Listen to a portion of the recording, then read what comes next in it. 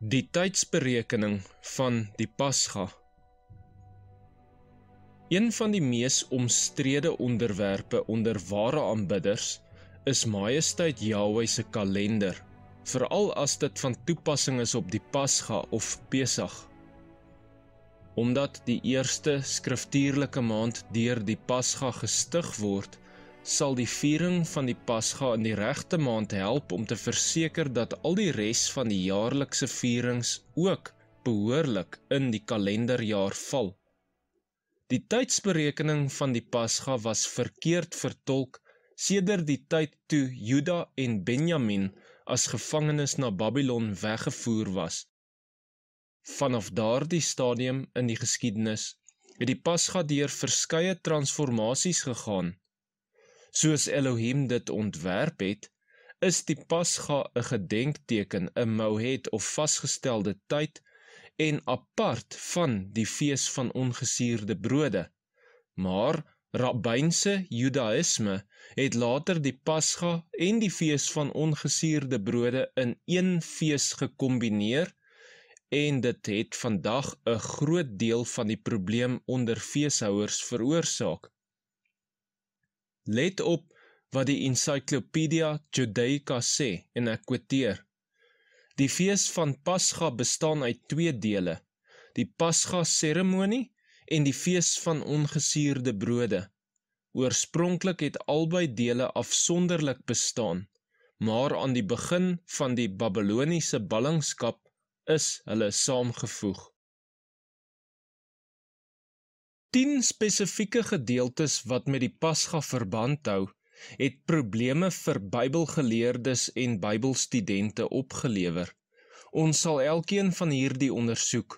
'n belangrike punt om te let.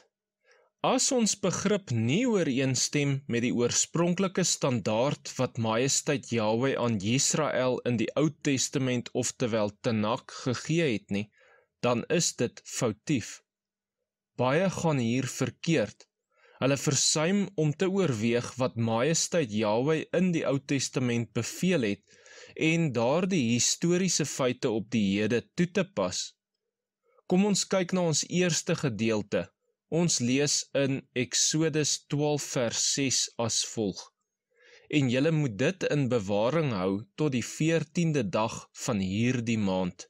En die hele vergadering van die gemeente van Israel moet dit slag tussen die aande.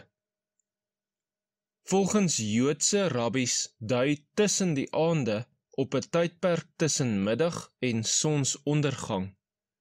Die meeste geleerdes hou egter vol dat hierdie frase oorspronklik die tyd tussen sonsondergang en volle duisternis aangedui het, wat ongeveer 'n tydperk van 45 minute is. 'n Aantal moderne vertalings interpreteer hierdie Hebreëse frase as begin by sonsondergang of skemer, insluitend the New International Bible, Revised English Bible, New American Bible, New Jerusalem Bible, New King James Bible, James Moffat Bible, Complete Jewish Bible, Lamsa Bible, The Holy Scriptures, die JPS, en die Joodse Tanakh. Bewyse toon dat die Jode eers later begin het om hierdie frase te definieer as die tyd tussen middag en sonsondergang.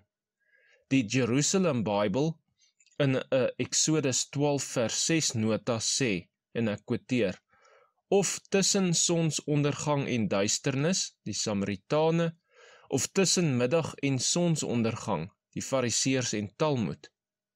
Die sonder van NIV Exhaustive Concordance identifiseer hierdie frase as aand-skemer, die vervaag van die dag.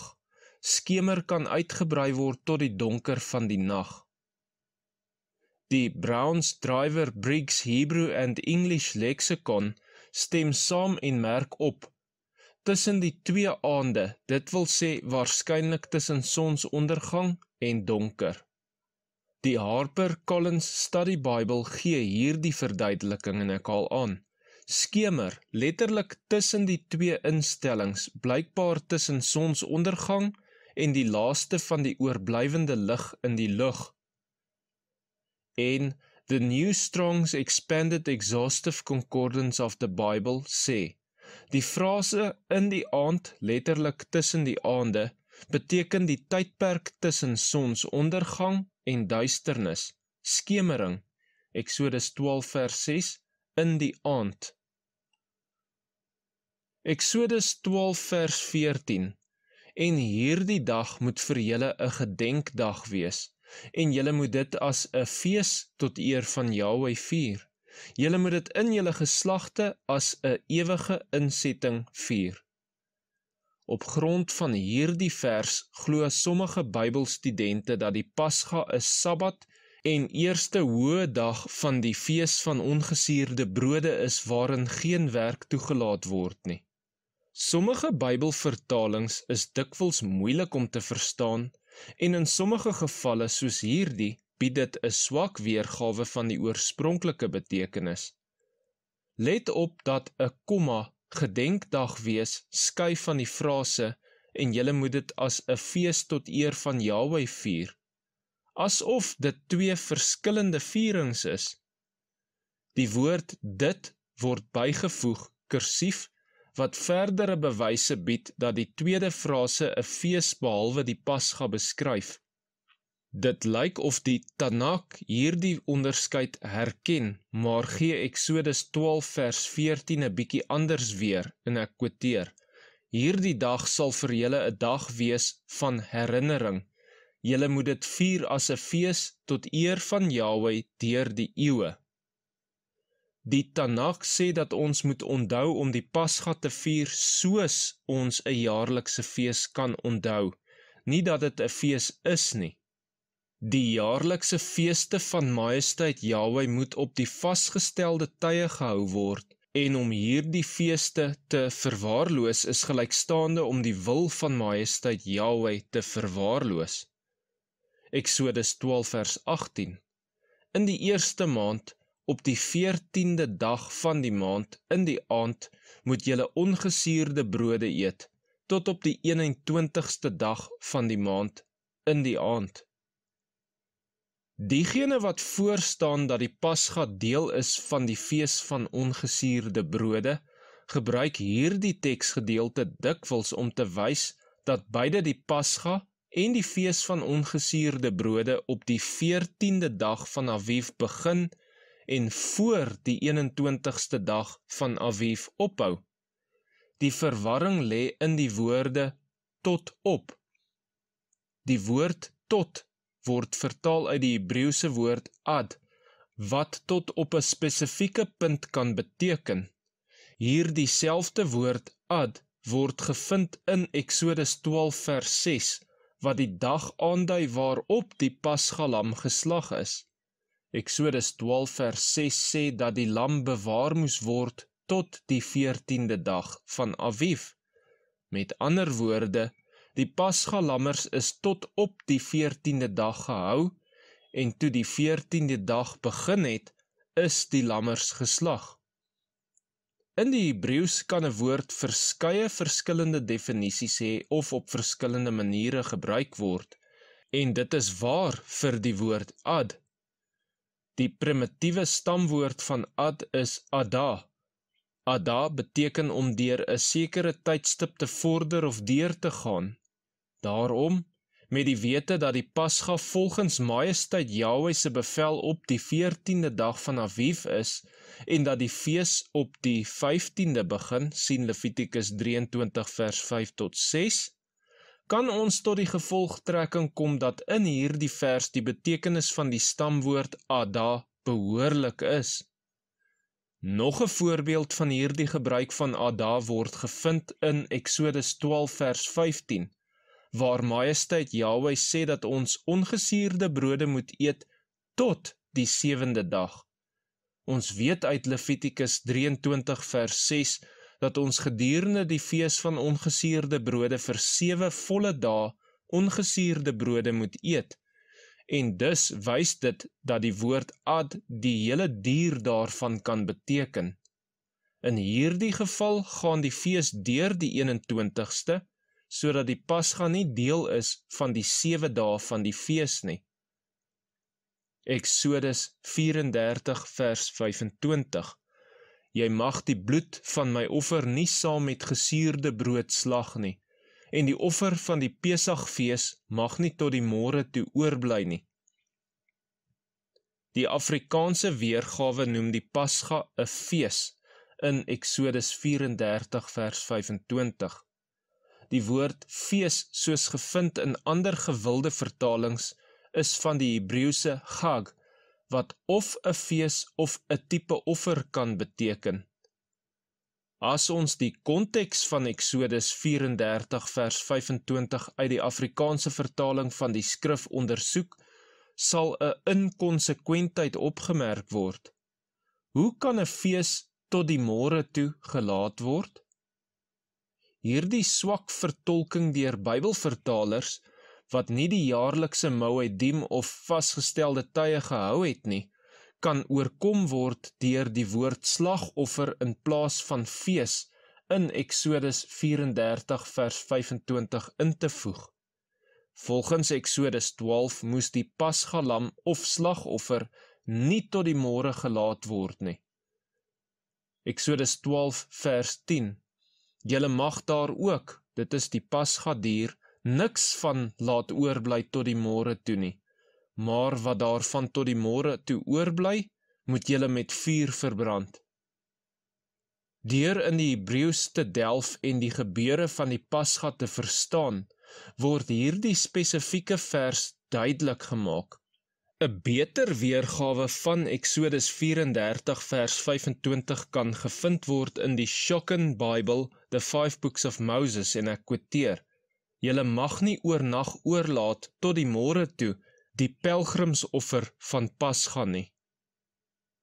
Esegiel 45 vers 21. In die eerste maand, op die 14de dag van die maand, moet vir julle die Pesach wees. Op die 7-daagse fees moet ongesuurde brode geëet word. Dit is nog 'n vers wat gebruik word om die idee te ondersteun dat die Pasga deel is van 'n 7 dae lange fees. Wat ons moet onthou is dat dit maar een vertaling is en waarskynlik een van die moeilikste vertalings om te verstaan. Ons vind 'n verbeterde weergawe van hierdie vers uit die Tanakh in 'n quoteer. Op die 14de dag van die eerste maand moet julle die Pasga offer hê, en gedurende 'n fees van 7 dae moet ongesuurde brode geëet word. Die Tanakh toon 'n duidelike skeiding van die Pasga van die fees van ongesuurde brode in Esegiel 45 vers 21. Die kommapunt na die woord Pasga-offer wys dat die tweede gedagte apart van die vorige een is. Onthou, Hebreëus het geen leestekens nie, wat later deur vertalers ingevoeg is. Die Tanakh harmoniseer met ander gedeeltes wat vir ons sê dat die twee vierings afsonderlik is en op verskillende dae voorkom. Sien Levitikus 23 vers 5 tot 6 en Numeri 28 vers 16 tot 17, wat elkeen duidelik wys dat Pasga op die 14de is, terwyl die fees van ongesuurde brode op die 15de begin.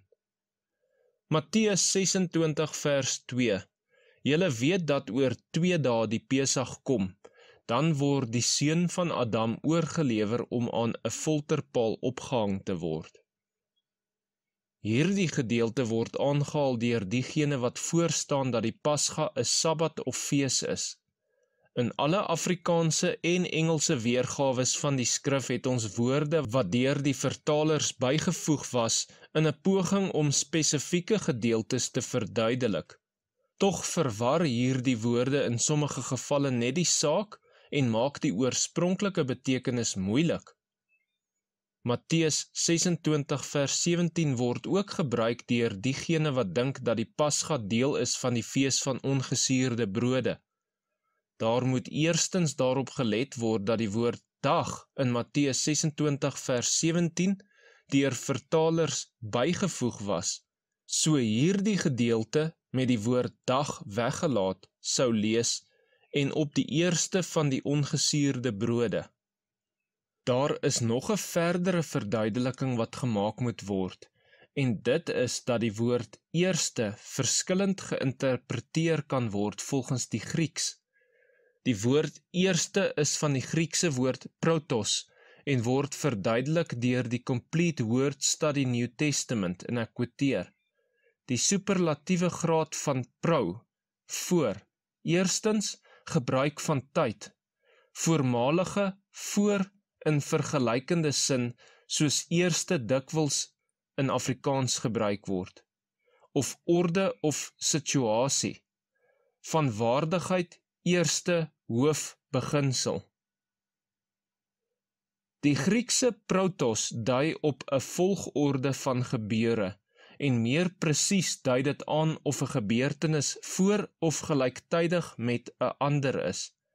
Ons weet deur die Oud-testamentiese opdrag van Majesteit Jahwe in Levitikus 23 vers 5 tot 6, dat die Pasga oorspronklik apart was van die fees van ongesuurde brode, en eers later het die Jode dit met die fees van ongesuurde brode gekombineer. Met die kennis van hierdie feit behoort Matteus 26 vers 17 meer akkuraat vertaal te word as volg, en ek haal aan: Nou voor die fees van die ongesuurde brode, het die disippels na Yeshua gekom en vir hom gesê: Waar wil u hê moet ons vir u berei om die Pasga te eet? Die Pasga kan nie die eerste dag van die fees wees nie, want die eerste dag is 'n hoë dag en geen voorbereidingswerk sal toegelaat word nie, insluitend die aankoop van ongesuurde brode as mense dit nie self voorberei het nie. In Johannes 13 vers 29 sien ons dit was op die Pasga dat die disippels aangeneem het dat Judas Iskariot feesvoorrade gaan koop, 'n aanname wat hulle nooit sou gemaak het as Pasga 'n hoë dag van die fees was nie.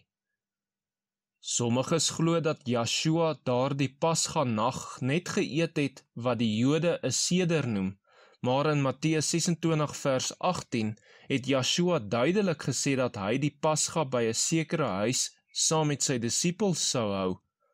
Volgens Majesteit Jahwe se wet of Torah, as iemand nalat om aan die Pasga deel te neem, sal hy uitgeroei word. Ons lees dit in Numeri 9 vers 13.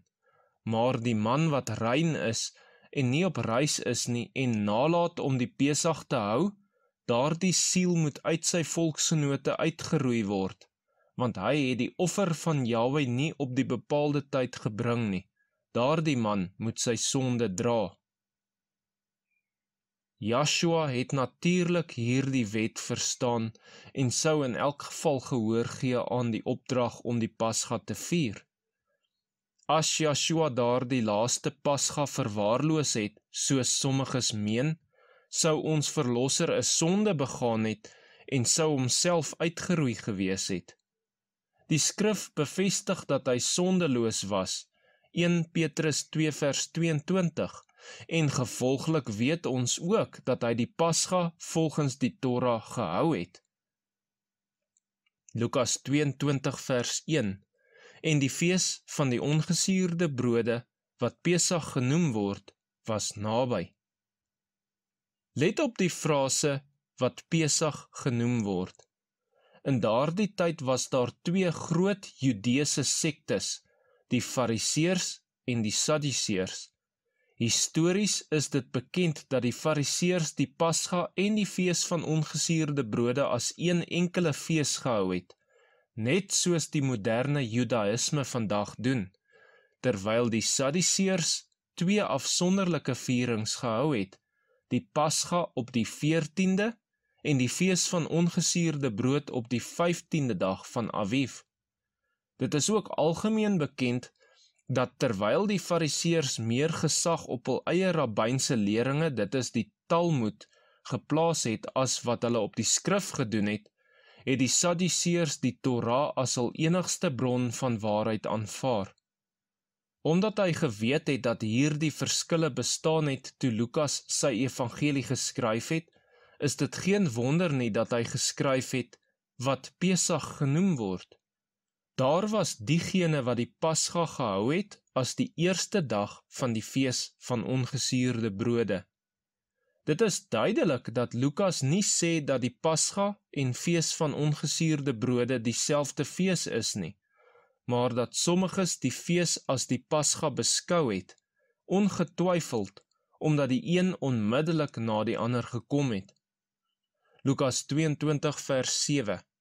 En die dag van die ongesuurde brode het gekom waarop die Pesach geslag moes word. Hier is nog 'n gedeelte wat blykbaar sê dat die Pasgalam tydens die fees van ongesuurde brode geslag was.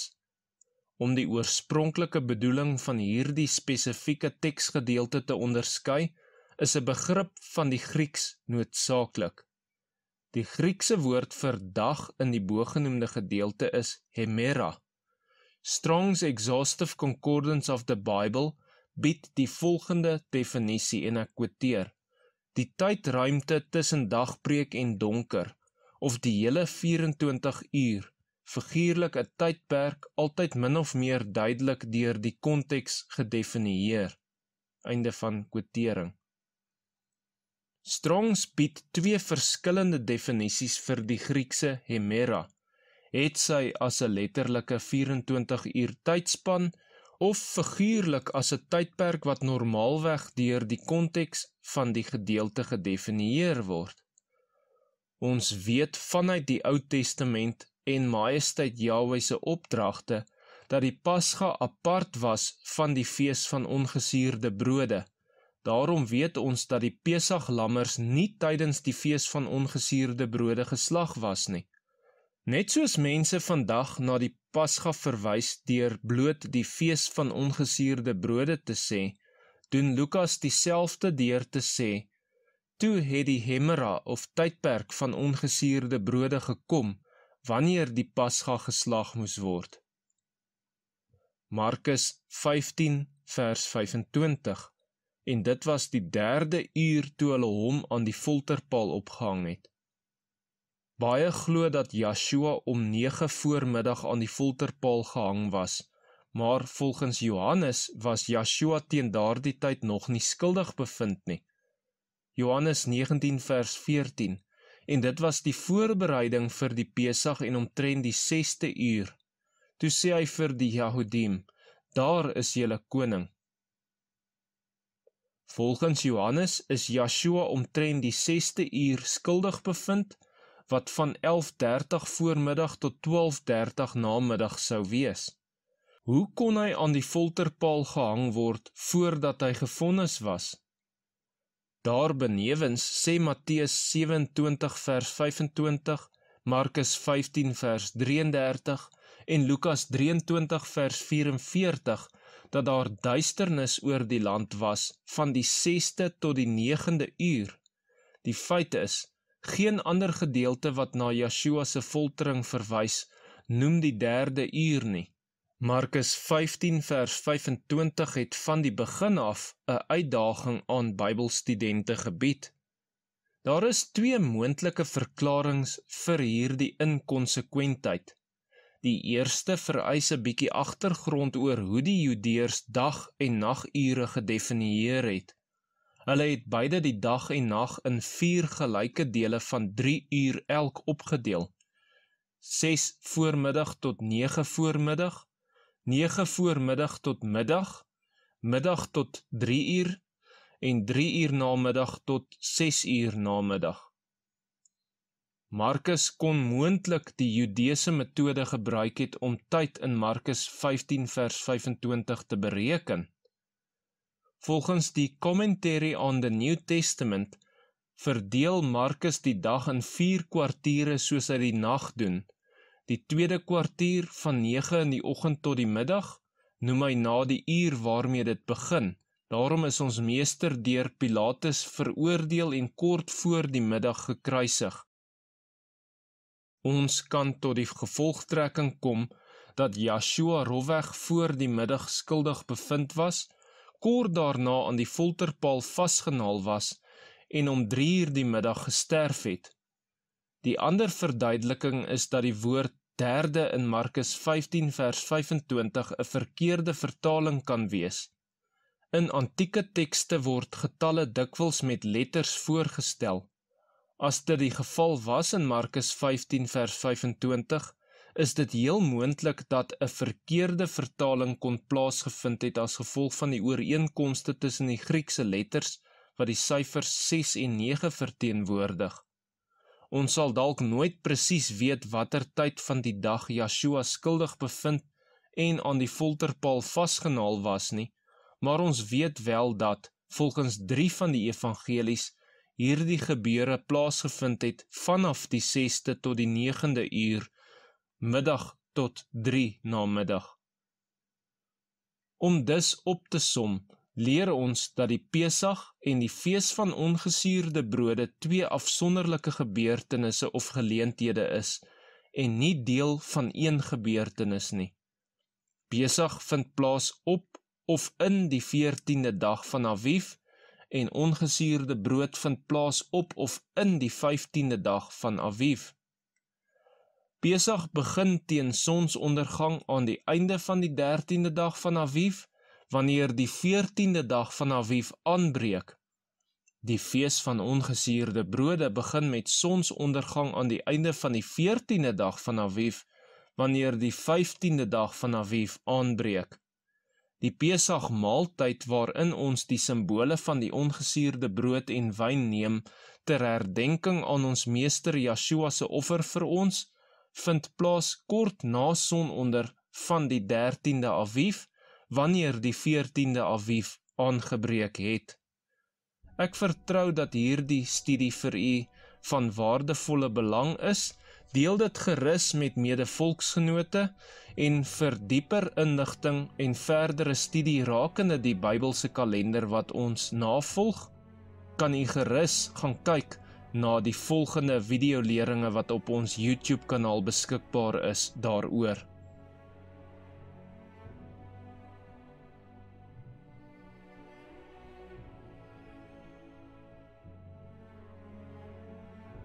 Baie dankie vir die saamkyk, medevolksgenote. Geseënde dag vir elkeen. Selah.